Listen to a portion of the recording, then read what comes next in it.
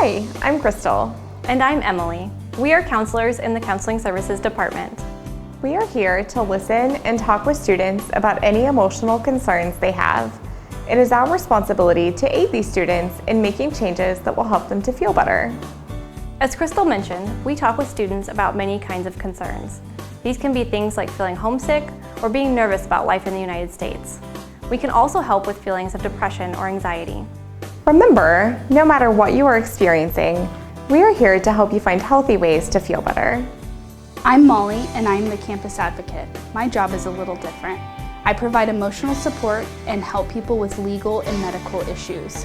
For example, if you experience a crime, I am here to help as you work with the police and the courts, which can be intimidating.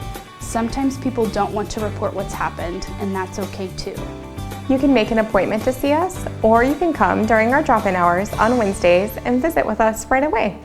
You can also reach us by phone by calling 785-670-3100 and selecting option 2 when prompted.